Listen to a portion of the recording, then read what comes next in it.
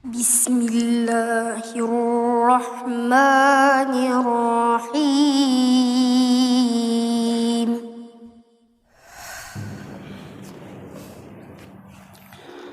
Assalamualaikum warahmatullahi wabarakatuh. Alhamdulillah wassalatu wassalamu ala Rasulillah wa ala alihi wa sahbihi wa mawalah wa la hawla wa la quwata illa billahi wa ba'du. Alhamdulillah, segala puja dan puji hanya milik Allah subhanahu wa ta'ala. Salawat dan juga salam kita hadiahkan kepada Rasul kita Nabi besar Muhammad sallallahu alaihi wa ala alihi wasallam.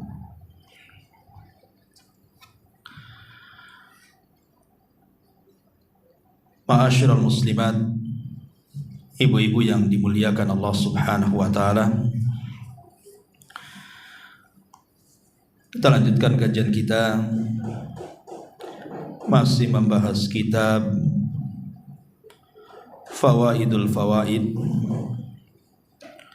karya besar Al-Imam Ibnul Qayyim Al-Jauziyah rahimahullahu ta'ala. Satu kitab yang menyelami samudra hikmah dan lautan ilmu, menggapai puncak ketajaman batin menuju Allah subhanahu wa ta'ala. Dan pagi menjelang siang ini kita masuk pada bab keempat, kitab Allah subhanahu wa ta'ala yang tersurat dan juga yang terlihat. Ma'asyiral muslimat yang dimuliakan Allah subhanahu wa ta'ala, di dalam Al-Quran Allah memerintahkan hamba-hambanya untuk mengenal dirinya. Maksudnya mengenal Allah subhanahu wa ta'ala dengan dua cara. Pertama, dengan memperhatikan hasil-hasil rancangan Allah subhanahu wa ta'ala. Dan yang kedua, merenungkan dan mentadaburkan ayat-ayat suci Al-Quran dan juga hadis-hadis Nabi sallallahu alaihi wa ala alihi wasallam. Adapun cara yang pertama terkait dengan apa yang terlihat, maksudnya yang kita bisa saksikan di sekitar kita, dengan melihat alam semesta baik ke atas, ke bawah, ke samping, kiri, kanan, depan, belakang. Sedangkan cara yang kedua terkait dengan ayat yang terdengar, tertulis dan dapat dipahami maksudnya, kitabullah dan sunnah Nabi sallallahu alaihi wa ala alihi wasallam. Dari sini kita tahu dari perkataan muallif rahimahullahu ta'ala bahwa di alam semesta yang kita hidup di sini, saya, ibu-ibu atau siapapun yang menyaksikan kajian ini, kita ini bukan hidup tiba-tiba hidup, tercipta tiba-tiba ada. Tapi di sana ada yang menghidupkan kita dan ada yang menciptakan kita. Walaupun yang menghidupkan dan yang menciptakan kita itu tidak kita bisa lihat di dunia, tapi kita yakin di sana ada sang pencipta. Dari mana kita tahu bahwa di sana ada sang pencipta? Bahwa kita tidak hidup begitu saja, tapi ada yang menciptakannya. Karena ada dua tanda yang bisa kita saksikan. Yang satu bisa kita lihat, yang satu kita bisa pelajari karena tertulis. Ma'asyiral muslimat yang dimuliakan Allah Subhanahu wa taala. Adapun cara yang pertama, kemudian muallif rahimahullahu taala memberikan dalil-dalil. Pertama surah Al-Baqarah ayat 164. Inna fi khalqis samawati wal ardi wa ikhtilafil laili wan nahari wal fulki allati tajri fil bahri bima yanfa'un nas. Sesungguhnya pada penciptaan langit dan bumi, kemudian adanya pergantian malam dan juga siang, kapal yang berlayar di lautan dengan muatan yang bermanfaat bagi manusia, itu semua adalah tanda-tanda kebesaran dan tanda-tanda adanya Allah Subhanahu wa taala sang pencipta. Kemudian dalam surah Al-Imran ayat 190, Inna fi khalqis samawati wal ardh wa ikhtilafil laili wan nahari la ayatin liulil albab. Sesungguhnya dalam penciptaan langit dan bumi dan pergantian malam dan siang terdapat tanda-tanda kebesaran Allah bagi orang-orang yang berakal. Dan masih banyak lagi ayat-ayat yang semacam ini di dalam Al-Quranul Karim. Taib, sebelum saya menjelaskan poin yang kedua, saya ingin menjelaskan poin yang pertama dulu. Mengenal Allah, ma'rifatullah, dengan melihat tanda-tanda yang terlihat. Maksudnya alam semesta. Bagi orang yang cerdas, ketika melihat alam semesta, Bu, maka orang itu langsung yakin pasti di sana ada sang pencipta. Itu kalau cerdas. Biasanya yang mempertanyakan ada pencipta atau tidak itu karena tidak cerdas otaknya tuh. Harus minum vitamin itu biar cerdas dia kan.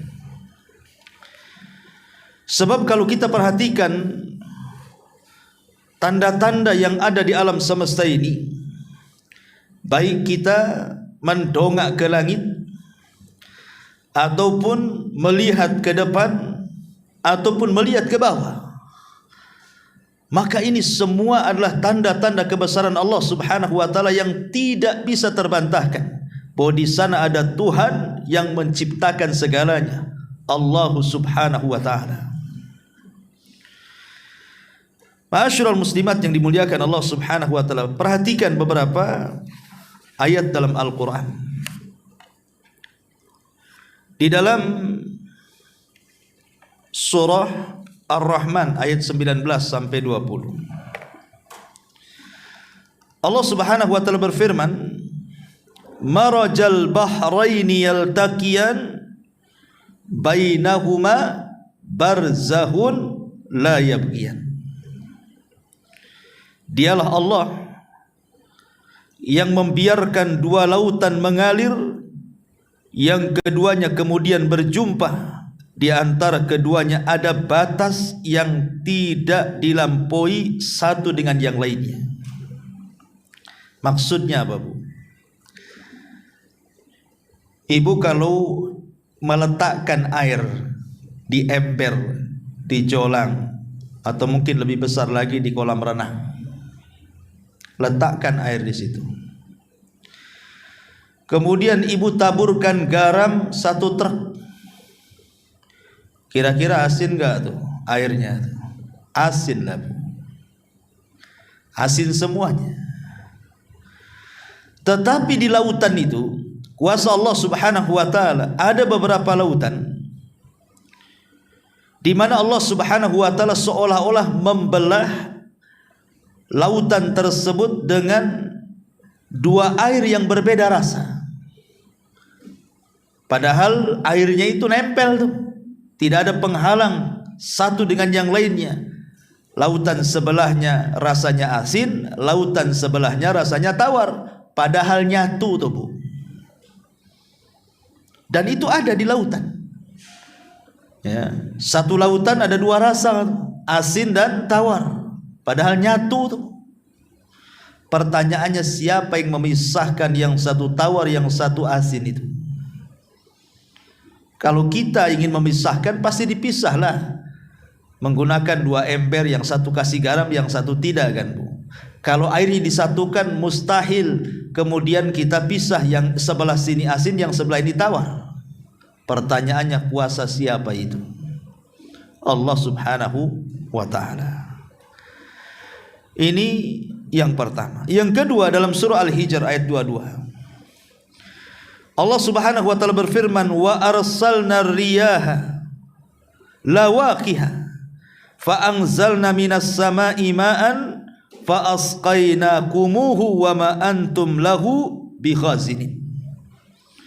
Dan kami telah meniupkan angin untuk mengawinkan tumbuh-tumbuhan, dan kami turunkan hujan dari langit, lalu kami beri minum kamu dengan air itu, dan sekali-kali bukanlah kamu yang menyimpan air dalam tanah itu. Perhatikan Bu, ibu punya halaman di rumah, umpamanya ada halamannya agak luas gitu ya, atau di belakang rumah atau di samping rumah. Terkadang Bu, di halaman belakang, samping ataupun depan yang berupa tanah itu, terkadang di antara kita tiba-tiba mendapatkan tumbuh-tumbuhan yang kita tidak menanamnya, kan Bu? Kok tahu-tahu ada pohon cabai, saya nggak nanam pohon cabai di sini. Tahu-tahu ada pohon kenikir, saya nggak pernah nanam pohon kenikir di sini. Tahu-tahu di sini ada pohon kok ada pohon mangga, ada pohon ini, pohon itu. Padahal ibu tidak merasa menanam, kan? Pertanyaannya, siapa yang nanam tuh? Tidak mungkinlah tetangga datang kemudian nanam di tanah ibu. Mana berani dia? Terkadang Bu, biji-biji yang kemudian menumbuhkan cabai, menumbuhkan tomat, menumbuhkan kemangi, kenikir atau apa namanya di sekitar rumah kita, itu terbawa oleh angin.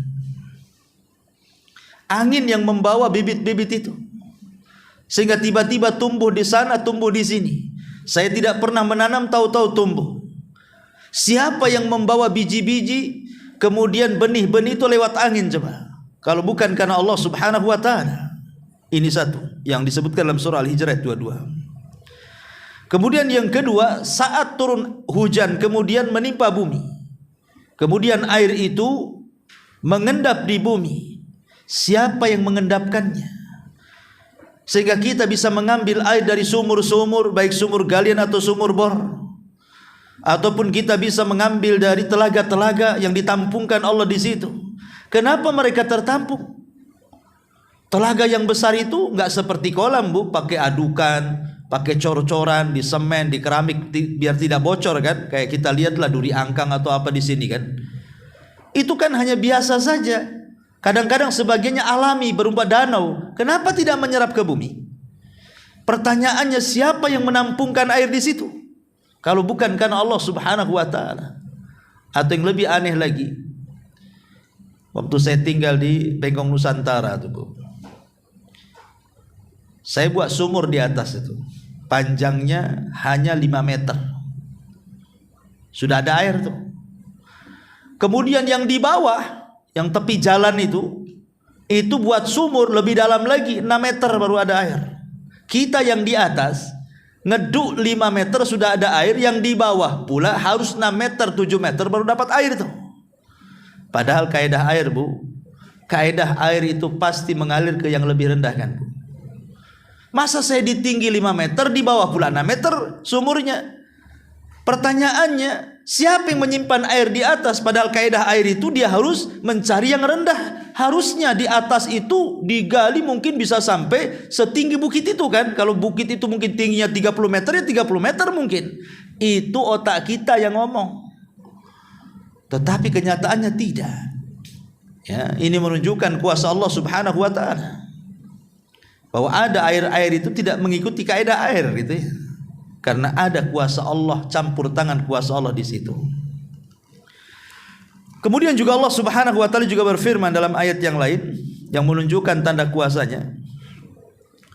Allah Subhanahu wa taala mengatakan, "Qul ara'aitum in ja'alallahu 'alaikumul laila sarmadan ila yaumil qiyamah man ilahun ghairullah ya'tikum bidiya'in afala tasma'un." Qul ara'aitum in ja'alallahu 'alaikumun nahara sarmadan ila yaumil qiyamah man ilahun ghairullahi ya'tikum bilailin taskununa fihi afala tubsirun. Allah mengatakan, katakan ya Muhammad, terangkanlah kepadaku, jika Allah menjadikan untukmu malam ini terus menerus sampai kiamat dibangkitkan. Pertanyaannya, siapakah Tuhan selain Allah yang mampu mendatangkan sinar terang kepadamu? Maka apakah kamu tidak mengerti? Katakan ya Muhammad, terangkanlah kepadaku, jika Allah menjadikan untukmu siang itu terus menerus sampai kiamat dibangkitkan, siapakah Tuhan selain Allah yang akan mendatangkan malam kepadamu yang kamu beristirahat padanya? Maka apakah kamu tidak memperhatikan? Lihat bagaimana Allah Subhanahu wa taala menantang saya, menantang ibu, menantang siapapun, menantang dari awal manusia sampai akhir, menantang dari awal jin sampai akhir, menantang semua makhluknya. Coba seandainya Allah Subhanahu wa taala menjadikan untukmu malam terus ada siangnya sampai kiamat malam aja, kira-kira ada enggak manusia yang bisa menerangi? Seperti Allah menerangi matahari yang luar biasa cahayanya, menembus rumah-rumah, lorong-lorong, gua-gua, bukit-bukit, hutan-hutan. Siapa Bu yang bisa menerangi? Saya enggak yakin PLN di bumi ini mampu menerangi bumi seterang matahari ke bumi. Siapa PLN mana yang sanggup menerangi bumi? Enggak ada yang sanggup. Ya. Tidak ada PLN yang sanggup menerangi bumi seterang matahari yang Allah ciptakan untuk manusia. Sebab kalau seandainya gelap sampai kiamat, otomatis kan listriknya kan 24 jam tuh Bu. Kalau sudah 24 jam muter tuh meteran tuh Bu. Bulan ini saja naik listrik menjerit-jerit Ibu itu. Kalau bisa di demo PLN itu. Disuruh pula 24 jam bersinar-sinar gitu ya, langsung stres Bu. Tapi tidak, Allah tidak jadikan malam terus, adalah siangnya. Dikirim matahari satu saja, satu bumi sudah terterangi, luar biasa. Atau sebaliknya, dibuatnya lah alam semesta ini siang aja, nggak malam-malam. Cemana orang bisa istirahat Bu? Kadang-kadang di antara kita ini tidak bisa tidur kecuali gelap kan Bu. Kalau terang ini kayak sakit mata ini. Jadi tidak ada yang bisa mengirim kegelapan segelap matahari ketika dipadamkan oleh Allah Azza wa Jalla karena terbenam. Dari sini menunjukkan ma'asyiral muslimat yang dimuliakan Allah Azza wa Jalla, bahwa di sana ada Tuhan yang menciptakan alam semesta. Masih ragu-ragu di sana ada Tuhan? Ma'asyiral muslimat yang dimuliakan Allah Azza wa Jalla, bahkan kalau orang merenung tentang sains hari ini dengan apa yang terjadi di zaman Nabi sallallahu alaihi wasallam ketika Quran ini turun, bagaimana Al-Quran itu sudah menyingkap segalanya, menunjukkan kebenaran Al-Quran dan juga menunjukkan adanya pencipta lewat sains yang sebelumnya diinformasikan oleh Al-Quranul Karim. Contoh, Allah Subhanahu wa taala berfirman dalam surah Luqman ayat 10, khalaqas samawati bighairi amadin tarawnaha wa alqa fil ardi rawasiya an tamida bikum wa batha fiha min kulli dabbatin wa anzalna minas samai ma'an fa ambatna fiha min kulli zawjin karim. Dia menciptakan langit tanpa tiang sebagaimana kamu melihatnya, dan dia meletakkan gunung-gunung di permukaan bumi agar bumi itu tidak bergoyang, dan memperkembangbiakkan segala macam jenis makhluk bergerak yang bernyawa di permukaan bumi, dan kami turunkan air hujan dari langit, lalu kami tumbuhkan padanya segala macam tumbuh-tumbuhan yang terbaik. Ma'asyiral muslimat yang dimuliakan Allah Azza wa Jalla, jangan lu cerita langit, cerita gunung yang ada depan kita, Bu. Al-Quran 14 abad yang silam menceritakan tentang gunung, bahwa gunung itu adalah pasak. Wal jibala autada, begitulah Allah mengatakan dalam surah An-Naba, dan kami jadikan gunung-gunung itu pasak. Sebagaimana di sini Allah mengatakan wa alqafil ardi rawasiya antamida bikum, dia meletakkan gunung-gunung di permukaan bumi agar ia bumi tidak bergoncang karena adanya gunung. Di zaman Rasul tidak ada alat-alat kan, Bu. Kayak di zaman sekarang kan ada satelit, bahkan NASA dengan berbagai macam alat teknologi tingkat tinggi gitu ya, bisa meneliti ke kedalaman bumi, ke kedalaman lautan, sampai ke antariksa sana kan. Di zaman Nabi mana ada alat-alat itu? Tapi bagaimana Al-Quran sudah menjelaskan bahwa bumi itu tidak bisa bergerak karena ada pasaknya, dan pasaknya itu adalah gunung. Sains hari ini kemudian meneliti apakah gunung itu pasak atau bukan. Rupanya setelah diteliti memang betul-betul gunung itu pasak, di mana gunung yang tertancap ke bumi itu jauh lebih besar dan lebih panjang dibandingkan yang menjulang ke atas bumi. Karena pasak itu kan harus lebih dalam dibandingkan yang muncul kan, Bu. Kayak ibu buat patok gitu kan, buat pasak kemah, kemudian ibu pukul, tentu yang masuk ke dalam bumi harus lebih dalam, lebih panjang dibandingkan yang muncul ke atas kan, Bu, supaya pasaknya kuat kalau diikat. Begitulah bumi. Dan setelah diteliti memang seperti itu. Jadi yang menancap ke dasar bumi itu lebih besar, lebih dalam, lebih panjang dibandingkan yang muncul ke permukaan. Ya, karena bumi itu dijadikan, gunung itu dijadikan pasak untuk bumi supaya bumi ini tidak bergerak. Dengan itulah kita bisa berjalan kaki, kita bisa naik kendaraan, kita tidak oleng, kita tidak doyong, kita tidak jatuh, kita seimbang. Pertanyaannya, siapalah yang menjadikan gunung itu pasak sehingga kita bisa berjalan seimbang? Kalau bukan Allah Subhanahu wa taala. Masih yakin di sana tidak ada Allah? Di sana ada Allah. Ma'asyiral muslimat yang dimuliakan Allah Azza wa Jalla. Ini dalam surah Luqman ayat 10. Kemudian Allah Subhanahu wa taala juga mengatakan, alam yaral ladzina kafaru anna as-samawati wal arda kanata ratkan fafataqnahuma wa ja'alna minal ma' kulla syai'in hayyin afala yu'minun. Dan apakah orang-orang yang kafir itu tidak mengetahui bahwasanya langit dan bumi keduanya dahulu adalah satu padu, kemudian kami pisahkan antar keduanya, dan dari air kami jadikan segala sesuatu yang hidup, maka mengapakah mereka tidak juga beriman? Mungkin ibu yang belajar fisika ya, pernah kita mendengar ada namanya teori Big Bang ya, bahwa alam semesta ini dulunya menyatu, kemudian terjadi ledakan, bang gitu ya, kemudian pecah.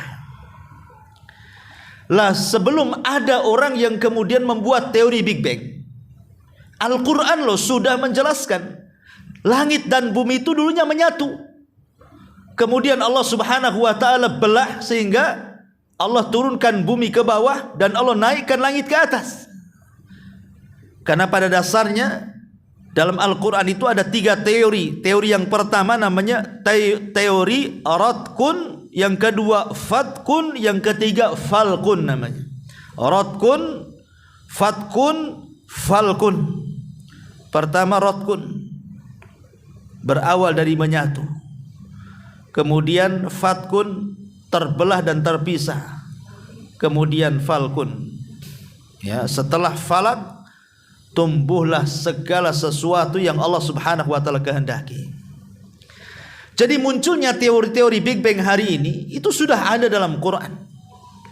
Ya, tidak perlu kemudian kita umat Islam meneliti, kita yakin kebenaran Al-Quran itu, bahwa apa yang diceritakan dalam Al-Quran itu memang nyata.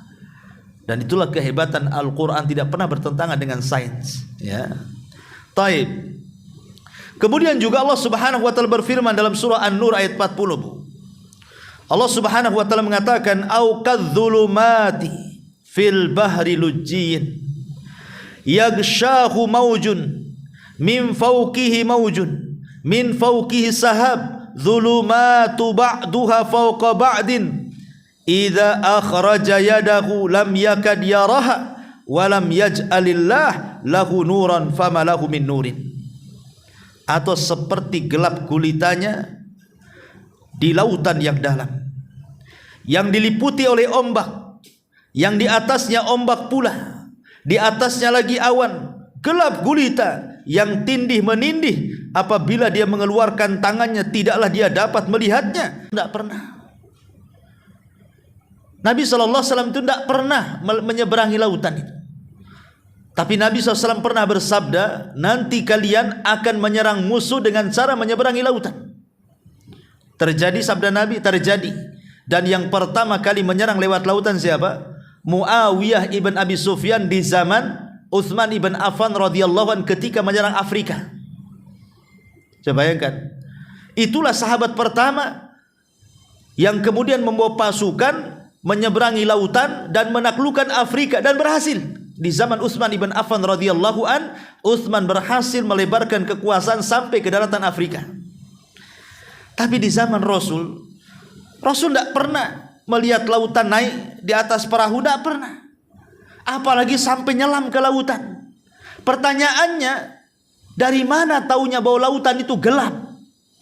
Setelah sekarang mukanya kan adalah orang-orang barat yang kemudian mereka menyelam dengan kedalaman berapa dalam lautan itu, rupanya betul-betul lautan itu gelap kan gitu ya.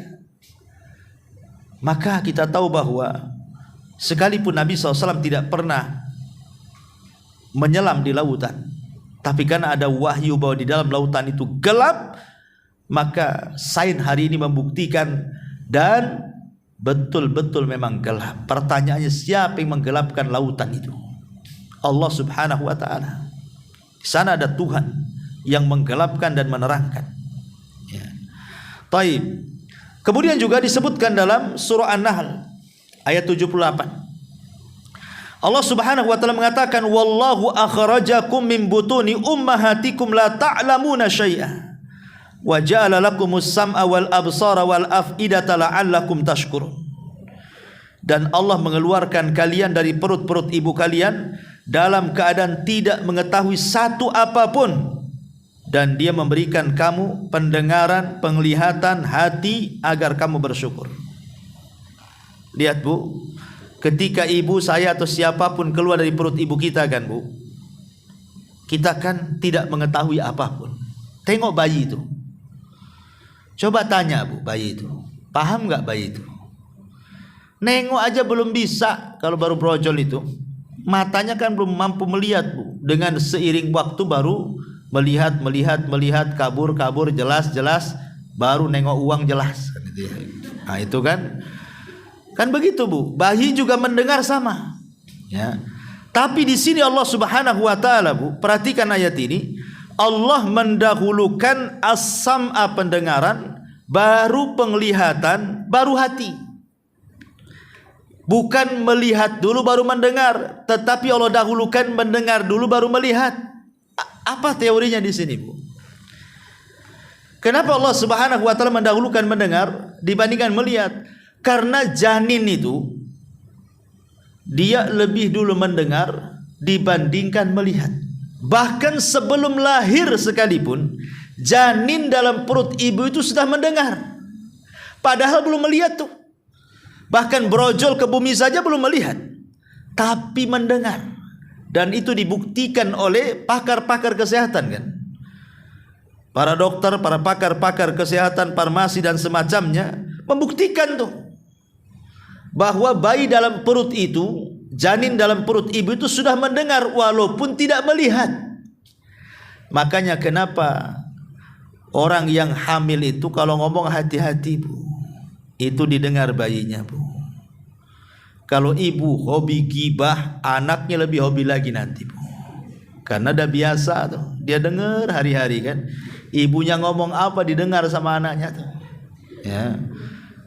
Makanya ada sebagian ulama, kalau nggak salah di Palestina, ya, saya pernah melihat di YouTube-nya itu tentang teori bagaimana anak itu mudah hafal Quran. Jadi dia menjelaskan teori tentang anak itu mudah menghafal Quran. Salah satu penjelasan beliau ini, seorang syekh di Palestina ini, dia mengatakan bahwa kalau anaknya ingin cepat dan mudah menghafal Quran saat kehamilannya, ibunya hendaklah suka baca Quran dan menghatamkan Quran. Ya. Kalau ibu yang sedang hamil itu terus membaca Quran, menghatamkan Al-Quran, minimal sebulan 2 kali atau 3 kali dia hatamkan Quran sampai 9 bulan gitu ya, maka anak itu sudah menyimpan separuh lebih daripada hafalannya, sehingga ketika anak itu lahir dia sudah ada rekaman tuh, sehingga belum genap balik saja insya Allah katanya dia pasti hafal Quran. Makanya lihat anak-anak Palestina itu kecil-kecil itu udah hafal Quran. Di Indonesia aneh, belum balik sudah hafal Quran. Di sana udah aneh. Ya wajar, karena memang teori Al-Quran sendiri, bayi di dalam perut ibu itu sudah mendengar. Makanya hati-hati kalau ngomong, hati-hati kalau ngobrol, hati-hati kalau berbincang, dan jangan suka mencaci, memaki, menggibah. Nanti itu ikut juga tuh anaknya. Nah, di sini penting kan, karena bayi itu mendengar dulu baru melihat. Ya, kalau ibunya suka ngaji, brojol, anaknya alif ba ta, Bu. Tapi kalau ibunya suka nyanyi, brojol, ya joget-joget dia, Bu ya. Dari sini menunjukkan bahwa bagaimana Allah Subhanahu wa taala menjelaskan bahwa ketika manusia lahir itu yang pertama diberikan pendengaran, baru penglihatan, baru hati, dan sekarang terbuktikan lewat sains, lewat ilmu kedokteran, ya kan? Ma'asyiral muslimat yang dimuliakan Allah Subhanahu wa taala. Kemudian juga Allah Subhanahu wa taala berfirman dalam Al-Qur'anul Karim, surah Al-Anbiya. Allah mengatakan, wa ja'alna fil ardi rawasiya an tamida bikum wa ja'alna fiha fijajan subulan la'allahum yahtadun. Dan kami telah jadikan bumi ini gunung-gunung yang kokoh agar ia tidak berguncang bersama mereka, dan kami jadikan pula di sana jalan-jalan yang luas agar mereka mendapatkan petunjuk. Lihat bagaimana Allah Subhanahu wa taala membentangkan bumi, kemudian meletakkan tempatnya sesuai dengan hajat manusia. Laut sebelah sini, gunung sebelah sini, hutan sebelah sini, jalan sebelah sini, pemukiman sebelah sini. Siapa yang mengatur itu? Allah. Sehingga tertata rapi gunung ini, tertata rapi lautannya, tertata rapi sawahnya, tertata rapi kebunnya, tertata rapi mukimannya, jalannya, mulai dari jalan besar sampai jalan kucing, sampai jalan tikus, ya kan? Ada semua. Coba, siapa yang ngatur-ngatur jalan sana sini, jalan sini? Apakah kemudian para arsitek-arsitek? Bukan, arsitek itu hanya meneruskan saja. Sebelumnya jalan itu sudah ada.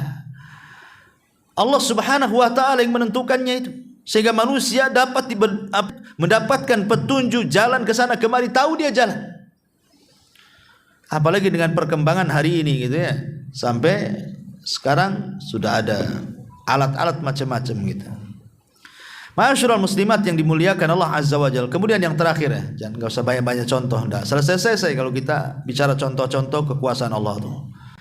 Terdapat bagian-bagian yang berdampingan, dan kebun-kebun anggur, tanaman-tanaman dan pohon korma yang bercabang dan yang tidak bercabang disirami dengan air yang sama. Kami lebihkan sebagian tanaman-tanaman itu atas sebagian yang lain tentang rasanya. Sesungguhnya pada yang demikian itu terdapat tanda-tanda kebesaran Allah bagi orang-orang yang berfikir. Perhatikan bu ayat ini. Di antara tanda-tanda kuasa Allah Subhanahu wa taala adalah Allah membuat cita rasa dalam buah-buahan itu dengan beraneka ragam rasa. Terkadang depan rumah kita kan, mungkin sebagian kita adalah pohon mangga, pohon jambu, jambu air, jambu kelutuk tuh, jambu apalah kan. Yang jelas adalah buah-buahan depan rumah tuh. Hujan, mulai kemudian terairi dengan air hujan itu. Airnya sama, mengaliri pohon yang sama. Kemudian pohon ini tumbuh buah-buahan. Setelah jadi buah-buahnya itu kemudian menjadi kuning, ranum, siap dipetik. Kemudian kita membelah satu buah dengan buah yang lain. Terkadang ada perbedaan rasa, padahal satu pohon itu. Ya, dialiri dengan aliran air yang sama, hujan yang sama. Ketika kemudian pohon itu sudah berbuah, dalam satu pohon saja bisa beda-beda tuh rasanya, Bu. Padahal satu pohon, ada yang manis, ada yang tawar, ada yang kecut, ada yang nano-nano, ya, macam-macam kan, Bu. Itu satu pohon tuh. Pertanyaannya, siapa loh yang ngasih rasa pada setiap buah dalam satu pohon sementara dialiri dengan aliran yang sama? Kalau bukan Allah Subhanahu wa taala. Manusia aja tidak bisa melakukan itu. Ya, nyuntik asam ke buah sini, nyuntik manis ke buah situ, mana bisa manusia melakukannya? Belum lagi warnanya yang berbeda, belum lagi bentuknya yang berbeda, belum lagi macam-macam yang berbeda. Ini satu pohon, apalagi beda pohon. Lah, ini menunjukkan bahwa Allah itu zat yang maha kuasa. Di sana ada sang pencipta, Allah Subhanahu wa taala. Jadi alam semesta ini, kata Imam Ibnul Qayyim, adalah tanda-tanda kaun. Bahwa di sana ada Tuhan yang menciptakan kita. Ya, kesimpulannya di situ. Ya. Taib, ma'asyiral muslimat yang dimuliakan Allah Azza wa Jalla. Kembali ke buku.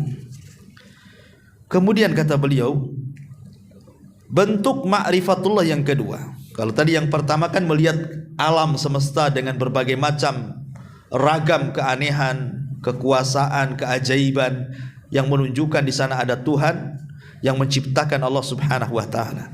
Yang kedua, ma'rifatullah yang kedua adalah disebutkan dalam firman Allah Azza wa Jalla, afala yatadabbaruna al-Qur'an.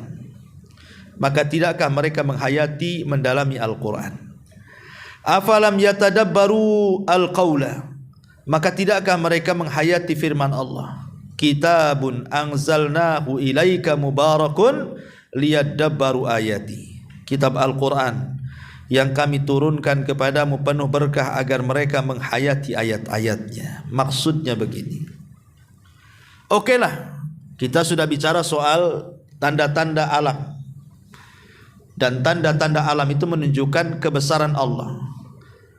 Dari kebesaran Allah menunjukkan adanya Allah, adanya Tuhan yang menciptakan alam semesta ini. Bahwa alam semesta tidak tercipta begitu saja, tapi ada yang menciptakannya. Ada yang menciptakan gunung dengan besar kecilnya, dengan tinggi pendeknya, dengan curam tidaknya. Ada yang menciptakan lautan dengan beragam macam ikan, warna bentuknya. Ada yang menciptakan hutan dengan berbagai macam pohon, buah, dan begitu seterusnya. Bahwa di sana ada sang pencipta selain Allah. Baik tanda-tanda bergerak yang kita bisa lihat, perpindahan malam ke siang, siang ke malam, atau tanda-tanda yang tidak bergerak yang kita bisa lihat seperti langit yang menjulang, gunung yang menjulang, bumi yang kita pijak, bahkan termasuk badan kita. Afa wa fi anfusikum afala tubsir. Dalam badan kita ini ada tanda-tanda kuasa Allah Subhanahu wa taala bagi orang yang berfikir. Ingat, bagi orang yang berfikir. Coba ibu ngaca sebentar saja, tidak usah lama-lama, 5 menit aja di kaca. Bayangkan kalau ibu punya hidung di atas kepala, kira-kira cantik nggak, Bu? Nggak akan mau orang ngelamar ibu tuh. Ibu kaya tapi hidungnya di kepala, jadi mukanya nggak punya hidung tuh. Dicari hidungnya mana? Kok nggak ada? Itu tuh di atas di ubun-ubun tuh, Ustaz katanya. Saya kira ndak ada ikhwan yang ngelamar ibu tuh, walaupun kayak gitu, walaupun kaya kan, Bu. Tapi Allah letakkan hidung di situ, nampaklah dia cantik. Ya. Kemudian mata pula betul di situ. Coba kalau mata didengkul, Bu. Wah, lihat matamu tuh didengkul tuh katanya. Nggak ada orang susah mau mandang.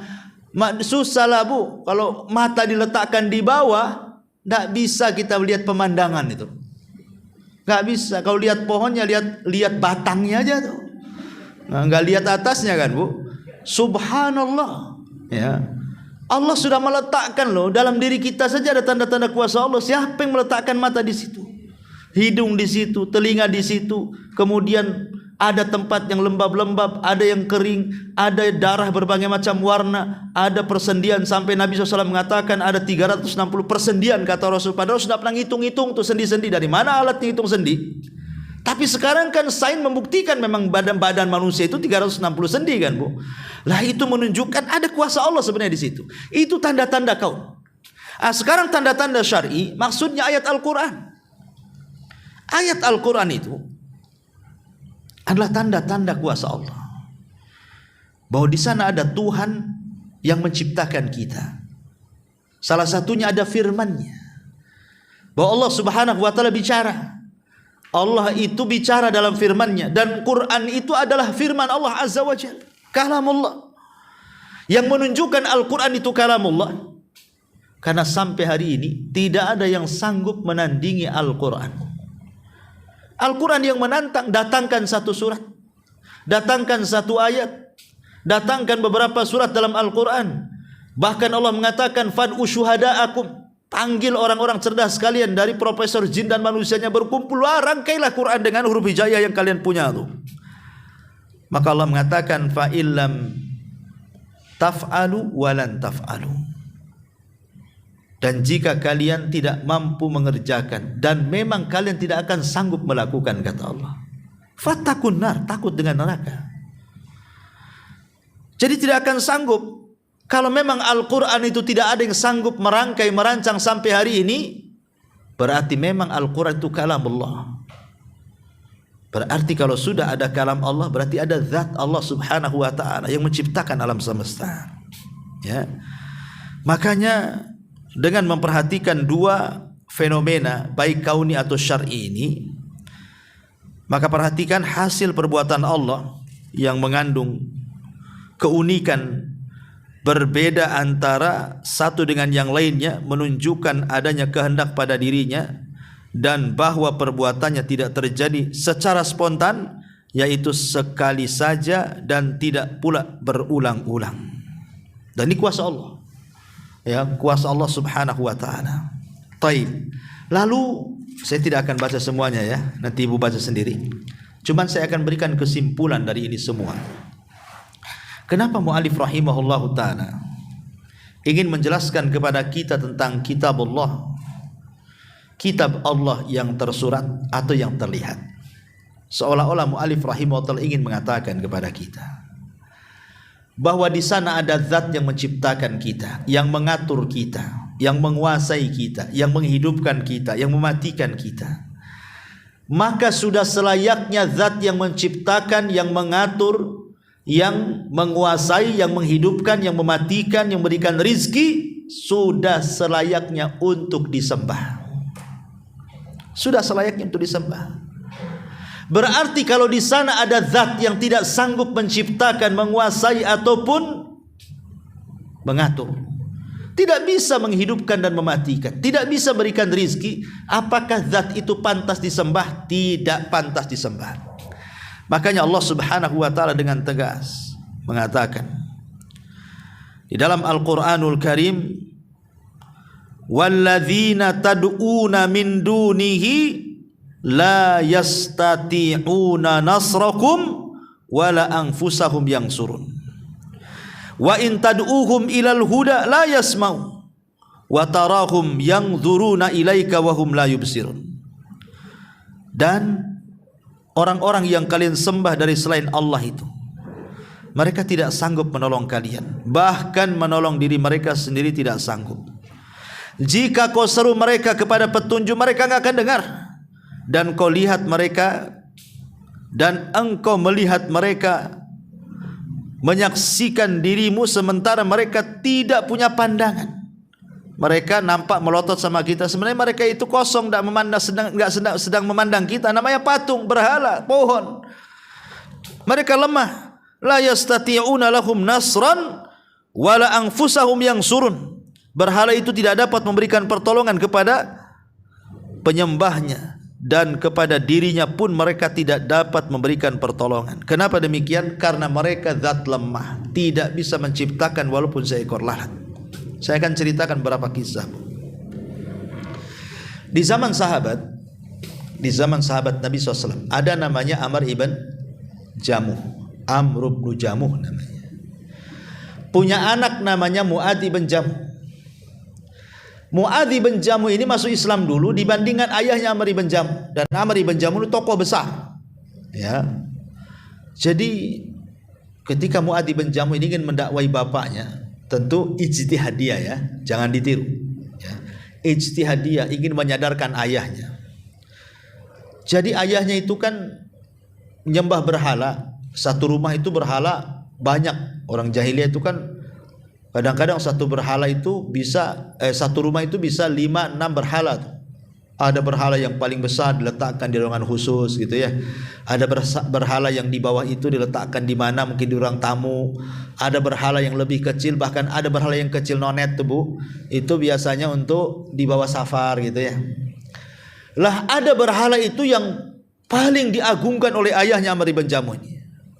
Jadi satu hari anaknya ngintai, bapaknya sedang pergi. Dia ambil pula berhala itu, dibawa ke belakang rumah, disungsepkan di parit. Jadi bapaknya ketika pulang mau menyembah berhala tuh, berhalanya hilang. Dicari, rupanya nyungsep berhalanya tuh di belakang rumah di parit. Ya. Diambillah berhalanya itu, dimandikan, disabuni, dikasih wewangian, ditaruh lagi di ruangan itu, kemudian disembah lagi. Gak kapok juga. Besoknya Mu'adz bin Jamuh datang lagi, bapaknya gak ada tuh. Diambil lagi berhala itu, diangkat ke belakang rumah, disungsepkan lagi di parit. Jadi Amr ibn Jamuh datang lagi, diambil lagi berhalanya, dimandikan, kemudian diwangi-wangikan, diletakkan, disembah lagi. Asik gitu aja bapak sama anak tuh, Bu. Jadi mungkin sudah geram nih Amr ibn Jamuh ini bapaknya. Kemudian dia mengatakan, siapa yang kurang ajar sama Tuhanku nih? Kemudian kata Amr ibn Jamuh kepada berhalanya, nanti kalau ada yang menghinakan kamu, kamu lawan, saya akan bekali kamu dengan pedang. Akhirnya berhala itu, Bu, diikatkan pedang di tangannya. Kemudian kata Amr ibn Jamuh, siapapun yang merendahkan kamu, tebas dengan pedang ini, katanya. Kemudian dia pergi. Ketika akhirnya pergi, Mu'adz bin Jamuh datang lagi, Bu. Nampaklah berhala itu gagah ada pedangnya. Namanya berhala, gak bisa apa-apa. Hidup pun tidak, apalagi mandang, dengar pun tidak. Diangkat pedang-pedangnya, Bu. Kemudian dibawa ke belakang rumah, dicarikan bangkai binatang, Bu. Diikatkan di perutnya, kemudian disungsepkan lagi di parit. Ya.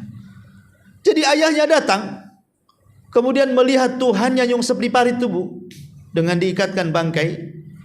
Kemudian pedangnya masih terhunus di tangan, diikatkan itu. Sekarang Amr ibn Jamuh tidak marah sama yang menghina dia. Sekarang dia marah-marahi berhalanya itu. Ya. Apa dia? Hei berhala, katanya, engkau kan Tuhan aku sudah berikan kau pedang, kenapa kau tidak tebas orang yang nyakiti kamu? Kenapa engkau pula yang sekarang ada di parit, katanya. Jadi akhirnya dari situ dia tobat tuh. Amr ibn Jamuh tobat akhirnya, karena berhalanya tidak bisa menolong dirinya sendiri. Tapi ini ijtihadnya siapa? Mu'adz bin Jamuh, putranya. Ya, jangan ditiru pula. Ya. Jangan ibu datang ke tempat rumah ibadah orang lain. Oh, itu tidak boleh. Ya.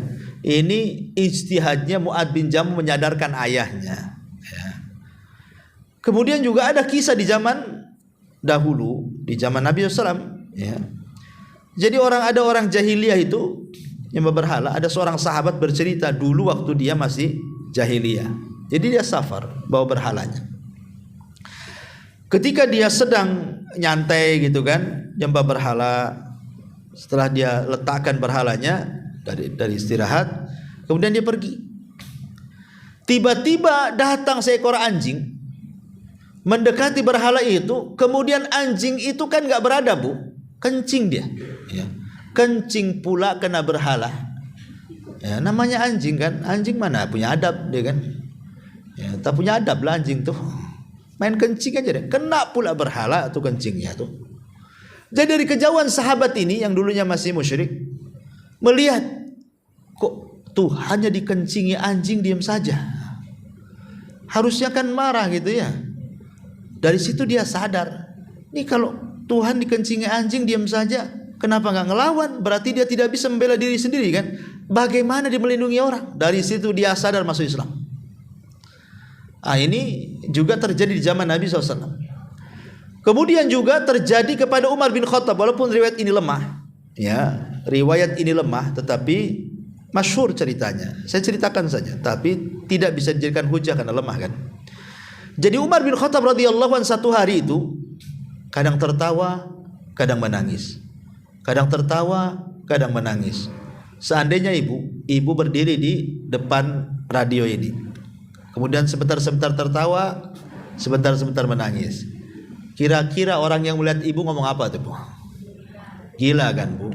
Gila tuh. Itu ODGJ tuh. Itu lepas dari rumah sakit tuh. Tolong tangkap tuh, kan gitu Ibu ya. Lah Umar itu gitu tuh. Kadang-kadang tertawa, kadang-kadang menangis. Kadang-kadang tertawa, kadang-kadang menangis. Jadi sahabat yang nengok ini, apalah Amirul Mukminin ini. Sebentar-sebentar ketawa, sebentar menangis. Ditanyalah, kenapa kau tertawa, kenapa kau menangis? Jadi Umar bin Khattab cerita, kenapa saya tertawa katanya.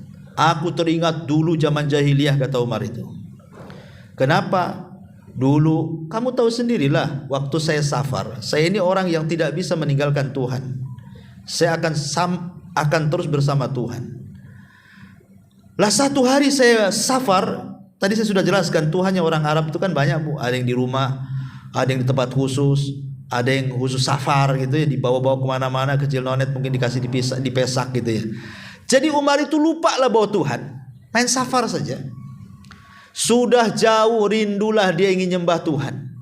Pas ditengok di keranjangnya tak ada pula Tuhan tuh. Rupanya Tuhannya ketinggalan. Jadi Tuhannya ketinggalan di rumah. Mau pulang jauh ya, mau melanjutkan safar rindu dengan Tuhannya. Akhirnya kemudian terpikirlah bagaimana kalau dia membuat Tuhan dari sawik. Sawik itu adonan roti, Bu. Ya, dan itu untuk bekal dia. Akhirnya mulailah dia melihat tepung yang untuk roti dibuat adonan, kemudian dikual-kual jadilah kepala, kemudian badan, kemudian tangan, kemudian kaki, akhirnya jadilah berhala Umar dari roti. Masalahnya roti sebanyak itu habis untuk buat Tuhan, gak tersisa. Lah ketika Umar melihat Tuhannya sudah jadi terbuat dari adonan itu, Umar pun senang. Kenapa? Karena Tuhannya sudah bersamanya. Maka Umar pun menyembah Tuhannya khusyuk sekali, sampailah terdengar suara bunyi perut, Bu. Berarti Umar lapar, ya kan? Umar lapar, kemudian dia lihat keranjang sudah tak ada pun makanan, karena makanannya sudah dibuat Tuhan, ya kan, Bu? Akhirnya dia terpikir nih, kalau tak makan lapar, kalau makan Tuhan, kan masalah, Bu, ya. Tapi akhirnya laparnya itu membuat dia tidak tahan.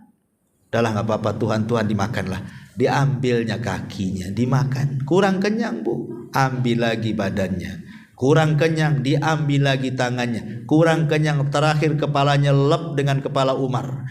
Habis Tuhan Umar dimakan Umar, Bu, ya. Inilah manusia pemakan Tuhan, Umar bin Khattab radhiyallahu anhu, ya. Makanya kata Umar, aku tertawa, jahilnya aku. Ya, lihat. Kalau memang Tuhan itu berkuasa, bisa menolong dirinya sendiri, kenapa dia tidak melawan Umar? Ya, ma'asyiral muslimat yang dimuliakan Allah Azza wa Jalla. Ini contoh bahwa berhala-berhala selain daripada Allah itu mereka tidak sanggup untuk menciptakan, untuk mengatur, untuk menguasai, untuk menghidupkan, memberikan rezeki, apalagi memberikan pertolongan dan perlindungan. Ya, mustahil. Makanya banyak para umul khaliqun am khalaqas samawati wal ard bal la yuqinun. Jadi ayat ini menceritakan tentang menyinggung berhalanya orang-orang musyrik. Apakah berhala orang musyrik dan bumi? Orang musyrik enggak yakin dengan keyakinannya. Ketika orang Zubair bin Mut'im ini meresapi ayat yang dibaca Nabi, apa kata dia? Hatta kada qalbi an yatir, hampir-hampir dadaku terbang. Bu, yang menyembah batu, ya, yang nyembah pohon, yang nyembah lembah itu mereka nggak bisa dengar kan, Bu? Ngapain nyembah? Mereka dengar aja enggak gitu, apalagi mengabulkan. Oke lah, walau sami'u, mereka mendengar, seperti mamanya jin, setan, mereka mendengar kan? Atau dukun, mereka mendengar. La mastajabu lakum, walau sami'u mastajabu lakum. Seandainya mereka mendengar, mereka tidak bisa mengijabah doa-doa kalian. Jadi percuma. Ya, kalau mereka enggak dengar, ya memang enggak dengar. Kalau mereka dengar, maka mintalah kepada Allah Subhanahu wa taala, zat yang telah mengatur, menguasai, menghidupkan, mematikan, dan begitu seluruh Allah Subhanahu wa taala. Wallahu a'lam bishawab. Mohon sisanya ibu baca sendiri di rumah. Itulah inti daripada kajian di pagi hari ini. Taib, sebelum saya hiatus sebulan beberapa kali kan, sesuai dengan hajat kebutuhan. Tapi kalau nafkah lahir seperti makan, itu kan hajat yang tidak bisa ditinggalkan. Minimal 1 hari 1 kali. Ya, saya aja kalau nggak makan 1 hari gemetar bu. Ya. Jadi minum, makan, pakaian itu harus. Kalau batin bisalah, ya, bisa dijarang-jarangkan gitu, sesuai dengan kesehatan dokter atau sesuai dengan mood gitu ya. Tapi kalau lahir ini makan ya makan, tiap hari orang itu makan. Kalau seandainya tidak diberikan makan dan si istri tidak pandai cari makan, bisa matilah. Jadi sebaiknya seorang suami ini kalau menceraikan istri, cukup saya talak engkau, selesai. Berarti dia bebas memilih hidupnya. Sebab kalau tidak, belum jatuh talak, macam mana dia akan bebas memenuhi hidupnya? Mau kawin lagi tak bisa, mau kemana-mana harus izin dulu sama suaminya. Ya, nggak bisa, nggak bebas. Maka beri ketegasan. Kalau masih suka, rujuk. Kalau tidak suka, ceraikan. Islam ini simple. Dan talak itu terkadang jadi solusi bagi keduanya. Tapi kalau umpamanya diam-diam dia punya istri kedua, kemudian condong kepada istri keduanya, kemudian menafkahi istri keduanya, istri pertamanya tidak dinafkahi, ini zalim sezalim-zalimnya. Sezalim-zalimnya.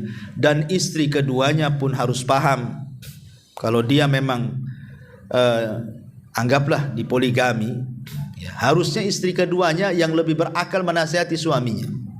Kalau istri keduanya berakal. Kadang-kadang ada istri keduanya itu tak ada akal, ya kan?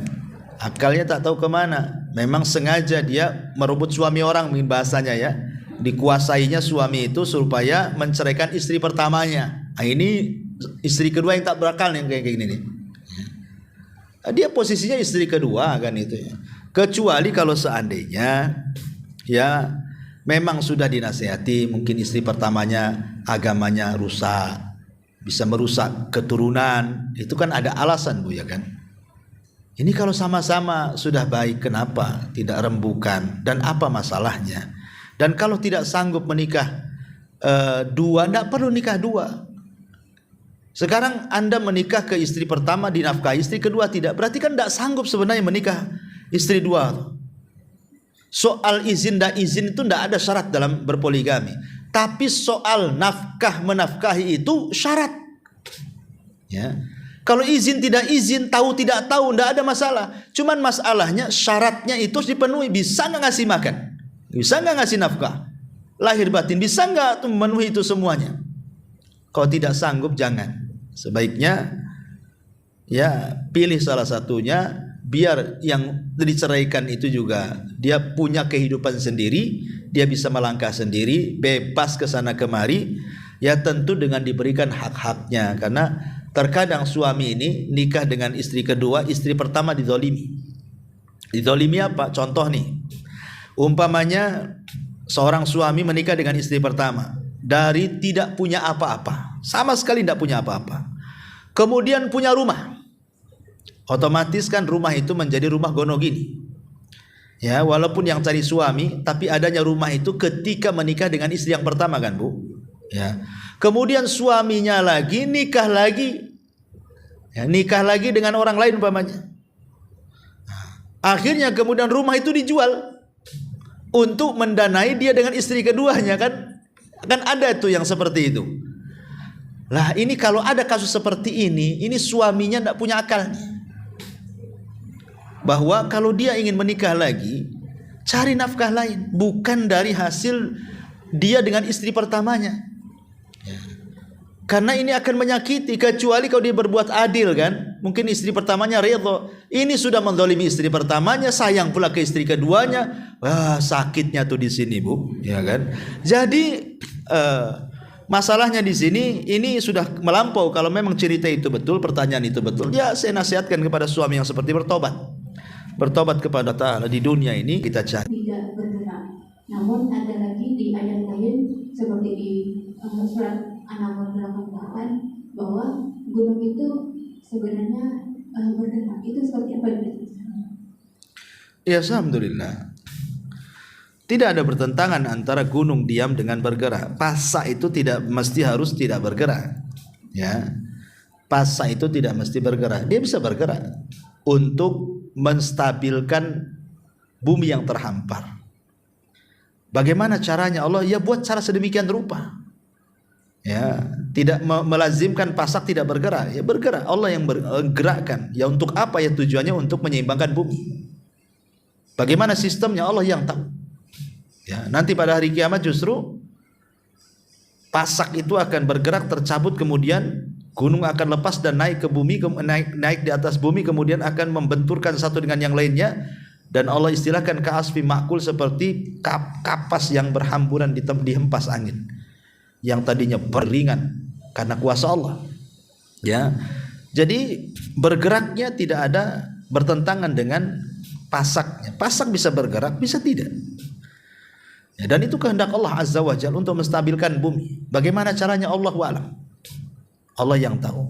Kita ini tinggal menikmati saja, kita kesana kemari, nggak oyong, nggak doyong, nggak oleng, ya kan? Enak aja jalan kaki kesana kemari. Nah, coba lihat ketika terjadi gempa vulkanik, gunung, ya bukan tektonik. Jadi kadang-kadang jangankan lagi kita, rumah yang gede aja roboh. Ya. Saya waktu ke Lombok itu masih ingat waktu ngasih donasi buat masjid di sana dan mengantarkan beberapa donasi kawan-kawan dari Kepri dan Singapura tuh. Itu masih terasa, Bu, naik pickup bawa minuman itu, ngasih yang di atas bukit itu. Masih terasa goyangnya tuh. Itu udah was-was luar biasa. Was-was sampai ada tanah yang terbelah tuh. Sempet juga itu sopirnya memang boleh tahan lah. Tanah itu betul-betul terbelah di depan kita tuh, di Lombok tuh. Tapi Masya Allah gitu ya. Itu saja sudah ketakutan, padahal cuman berapa sekali, nggak besar itu, tapi udah goyang sana goyang sini gitu, udah terasa gitu. Itulah bumi kalau dicabut pasaknya tuh kayak gitu. Apalagi kalau sampai 7, 8 sekian skala Richter yang kemudian menimbulkan tsunami kan, ya sudah kita lihatlah, saksikan bagaimana ribuan jiwa melayang. Tapi dengan kuasa Allah, adalah beberapa tempat itu masih Allah kokohkan dengan bumi, dengan gunung. Ya, soal kemudian pasak itu berjalan, gunung itu berjalan, artinya kan kalau gunung berjalan kan pasaknya berjalan tuh. Bagaimana caranya, bagaimana teorinya, Allahu a'lam. Ya, kita ini hanya menikmati saja. Wallahu a'lam. Taib, sampai di sini aja lah. Subhanallah bihamdika, asyhadu an la ilaha illa anta astaghfiruka wa atubu ilaik.